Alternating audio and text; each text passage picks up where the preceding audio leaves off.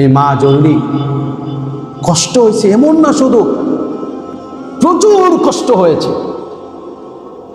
মা সন্তানকে পেটে নিয়ে খাবার খেতে গেলে ক্ষুধা লেগেছে, যখন খাবারটা মুখের কাছে নিয়ে বা মুখে দেয় সাথে সাথে বমি বমি আসে, মা জননী খাইতে পারে না। অথচ পেটে ক্ষুধা, কিন্তু বমি বমি ভাব আসে, ঘুমাইতে যায় ঘুম আসে না, মনে শান্তি লাগে না, হাঁটতে যায় শান্তি লাগে না। রব্বুল আলামিন সূরা লোকমানের 14 নং আয়াতে এই মায়ের কষ্টের কথা উল্লেখ করেছে। ووصينا الإنسان بوالديه حملته أمه وهنا على وهن وفصاله في عامين أن اشكر لي ولوالديك। আল্লাহ বলছেন আমি মানুষকে পরামর্শ দিচ্ছি, নির্দেশ দিচ্ছি, বিওয়ালিদাইহি, তার পিতামাতার সাথে সুন্দর আচরণ করতে। কারণ এই মা জননী সন্তানের জন্য যুগের পরে যুগ, সময়ের পর সময়, কষ্টের পর কষ্ট সহ্য করেছে, কষ্টের উপরে কষ্ট মা জননী সহ্য করেছে। হামালাত উম্মুহু ওয়াহনান আলা ওয়াহনিন ওয়া ফিসালুহু ফি আমাইন আন ইশকুর লি ওয়া লিওয়ালিদাইক।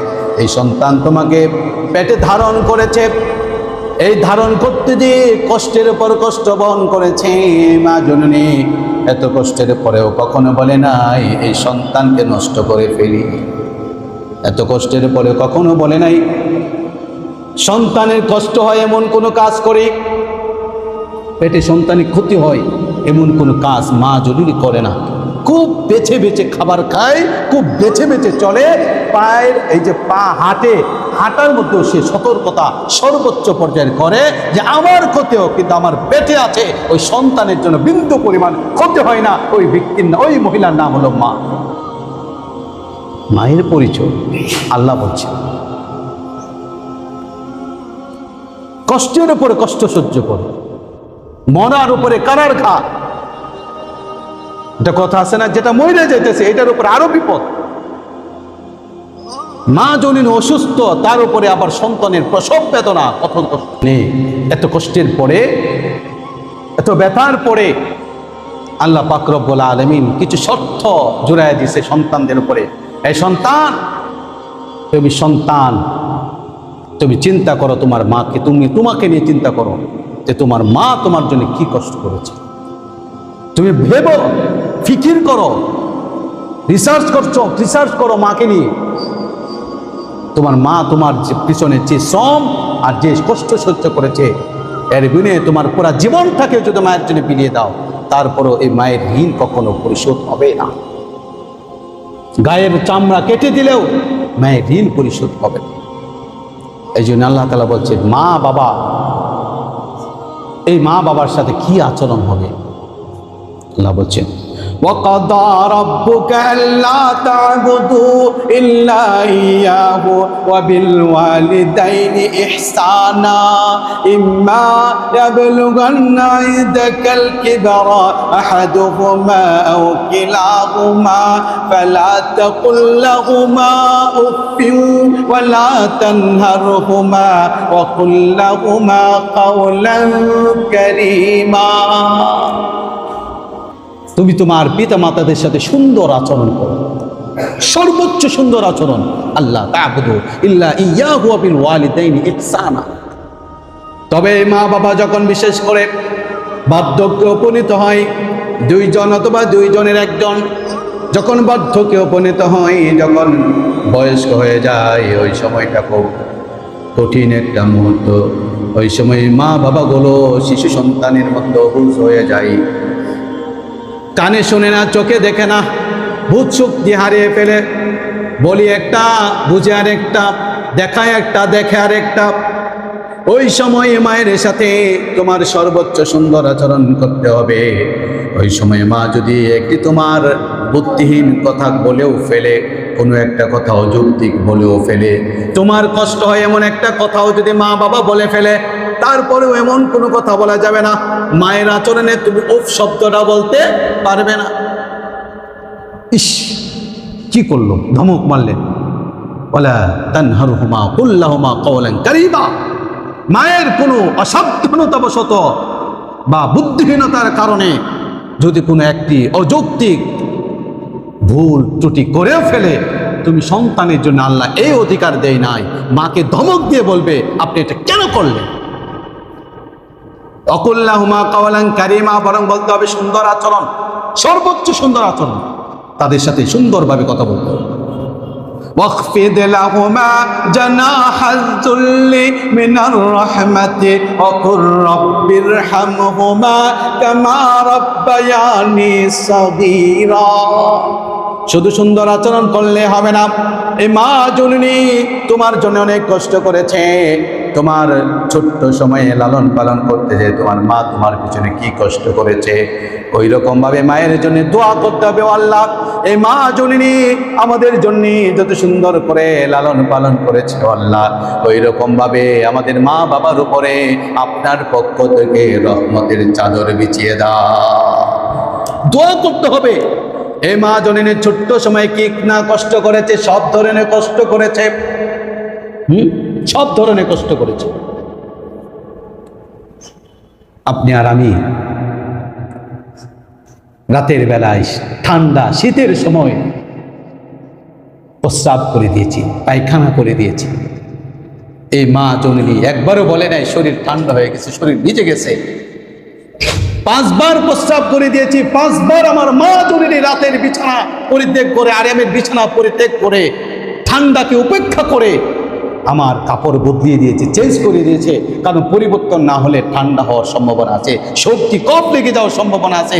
মা নিজের চিন্তা করে নেই, আপনার আমার চিন্তা করেছে, সন্তানের চিন্তা করেছে। কোন খাবার খাইলে সন্তানে অসুখ হয়ে যাবে বেঁচে বেঁচে রয়েছে। সন্তান একটা খাবার খায় না, দৌড়াদৌড়ি করে, এই যে পিছনে মা জননী দৌড়ে সন্তানকে খাবার খাওয়ানোর জন্য। যতক্ষণ না খায় ততক্ষণ মা তার পিছনে পিছনে পিছনে করে, মা তুই খাও খাও, বিভিন্ন ধরনের কথা বলে, ভাবভঙ্গিমা দেখে এই আমাকে আপনাকে আমার মা বাবা খাওয়াইছে। বারবার জিজ্ঞাসা করেছি, বাবা মা এটা কি? মা বলছে এটা। আবার বলছে মা এটা কি? মা বলছে এটা। মা গাছে এটা কি বসে রয়েছে? তো পাখি। আবার বললাম এটা কি? মা বলছে পাখি। বারবার বলেছি, যতবার বলেছি ততবার মা বলেছে, উত্তর দিয়েছে সঠিক। মা কখনো বলে নাই তুই আমারে জ্বালিয়ে ফেলছিস, কতবার বলেছি। একজন বৃদ্ধা মা তার সন্তানকে নিয়ে বারান্দায় বসে, একজন বৃদ্ধা মায়ের কথা বলছে, ঘটনা বলছে। বৃদ্ধা মা বৃদ্ধা অবস্থায় তার সন্তানকে নিয়ে একটা তার ঘরের বারান্দার মধ্যে বসে রয়েছে। ওই সময় মা জননী সন্তানকে বললেন, সন্তান রে গাছের ওই ডালের মধ্যে কি জানি বসে রয়েছে, এটা কি? সন্তান বলল মা এটা কাক। মা আবার প্রশ্ন করলো এটা কি? সন্তান বলল এটা কাক। মা আবার বলল এটা কি? সন্তান বলল কাক। এভাবে 2-3 বার উত্তর দেওয়ার পরেই সন্তান চিৎকার মেরে অগ্নিশর্মা হয়ে মাকে ধমক দিয়ে বললেন, তুমি কি চোখে দেখো না? তুমি কি কানে শোনো না? সন্তান মাকে বলছে ধমক দিয়ে, অথচ আল্লাহ পাক রব্বুল আলামিন চলা তানহারহুমা, তাদেরকে ধমক দেওয়া যাবে না। অকুল লাহুম কাওলান কারীমা, সুন্দর করে আচরণ করতে হবে তাদের ভুল ত্রুটি হওয়া সত্ত্বেও। এখন মা তাকে বলতেছে, সন্তান আসো আমার সাথে ঘরে। মা তাকে ঘরে নিয়ে গেল। ঘরে নিয়ে যাওয়ার পরে ঘর থেকে তার জীবনের ডায়েরি বের করল। ডায়েরি বের করে একটা ঘটনাকে বের করে সন্তানের হাতে দিয়ে বলল, সন্তান তুমি এই ঘটনাটা পড়ো। ওই ঘটনাটা হলো এই ডায়েরির মধ্যে এই বৃদ্ধা মা ঘটনাটা লিখে রেখেছিল। ঘটনাটা হলো এই, মা লিখছি যে আমি ছোট্ট সময়ে যখন সন্তান ছোট্ট ছিল, মা লেখেন আমার ছেলেকে নিয়ে আমি এই বারান্দার মধ্যে বসেছিলাম। তখন গাছের মধ্যে একটা কাক বসা ছিল। তখন আমার এই ছেলে সন্তান আমাকে বলেছিল, মা গাছের এই ডালের মধ্যে কি বসা আছে? তখন আমি বলেছিলাম কাক। সন্তান আবার বলল, এটা কি? আমি বলেছিলাম কাক। এভাবে একবার নয়, দুইবার নয়, মোট 25 বার বলেছিল। আমি মা জননী এই সন্তানের 25 বারই উত্তর দিয়েছিলাম কাক। একবারের জন্যেও আমি কষ্ট পাই নাই। এর সন্তান, তোকে 2 বার 3 বার জিজ্ঞাসা করলাম, এর মধ্যেই তুই কষ্ট পাইলি, এর মধ্যেই তুই ব্যথা পাইলি। আমি তোকে একবার না 25 বার উত্তর দিয়েছিলাম। এই হলো মার সন্তানের পক্ষ। অথচ এই সমাজে মাকে চিনল না। যে মা নিজে অন্যের ঘরে কাজকর্ম করে নিজের সন্তানকে শিক্ষিত করে বড় করে, এই মাকে দেখে না। যখন সে ছেলে চাকরিজীবী হয় তখন মাকে ফেলে রেখে এই সন্তান তার সুন্দরী রমণীকে নিয়ে বড় বড় ফ্ল্যাটে, সুন্দর ফ্ল্যাটে থাকে, আর মা বাধ্য হয়ে বৃদ্ধাশ্রমে আশ্রয় নেই। এই সমাজে আমরা বসবাস করা থেকে মরে যাব। এই সমাজ ধ্বংস হয়ে যাওয়া দরকার। এই সমাজকে যে আল্লাহ ঠিকায় রাখছে, এটা আল্লাহ বড় করুণা। আপনি মনে করতেছেন ঘটনা একটা নয়, হাজার হাজার ঘটনা, হাজার হাজার ঘটনা। মিরপুরের একটি কাহিনী আমাদেরকে বড়ই ব্যথিত করেছে। ছেলে সচিব, মেয়ে শিক্ষিকা, ছেলে বুয়েটের শিক্ষক, বাংলাদেশের সর্বোচ্চ পর্যায়ের ব্যক্তি এই মহিলার সন্তানরা। অথচ কি হলো? মাকে দেখার মতো কেউ নাই। ছেলেরা দেখে না, মেয়ে যাও মাকে দেখার দায়িত্ব নিয়েছিল, তো পাশে থাকা, ঘরের পাশে থাকা মার রূপ একদিন নয়, 2 দিন নয়, 3 দিন পর্যন্ত মা ভালো আছে না মন্দ আছে এটা কোনোদিন কেউ দেখে নেই। শেষ পর্যন্ত দুর্গন্ধ 3-4 দিন পরে মা মৃত লাশের যখন দুর্গন্ধ বের হলো, তখন নার্স ডাক্তারকে নিয়ে, প্রশাসন লোক নিয়ে যখন রুমে গিয়ে দেখলো মা পড়ে পচে ওইখানে কিরা পড়ে গেছে। কত বড় নিকৃষ্ট সমাজ আমরা বসবাস করি। এরকম কুলঙ্গার সন্তান যদি আপনি আপনার প্রতিবেশী দেখেন যে মা বাবাকে নির্যাতন করে, ওরা যদি আপনারা সাইজ করতে না পারেন, এই মসজিদে এনে দেন, আমরা জুতা পিটা করে তাকে ঠিক করে দিই। সব এরকম সন্তানকে আমরা বয়কট করবো। সমাজে বসবাস করার মতো এরকম সন্তান আমরা থাকতে দিতে পারি। আপনারা সাইজ না করতে বলে আমাদের হাতে তুলে দেন, আমরা সাইজ করব। কারণ মা বাবার সাথে অবাধ্য হবে এরকম কুলঙ্গার সন্তান এই সমাজে থাকতে পারে না। এটা আমাদের বিবেকের প্রশ্ন। কথা বলেন ঠিক কিনা? অনেক মা বাবা পারে না সন্তানের সাথে।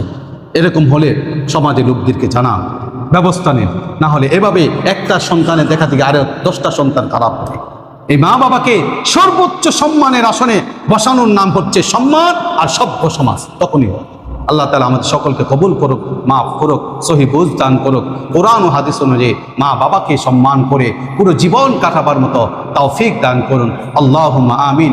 এমন শিক্ষায় শিক্ষিত হওয়ার তৌফিক দান করুন যে শিক্ষা মা বাবাকে সম্মান করতে শেখাবে।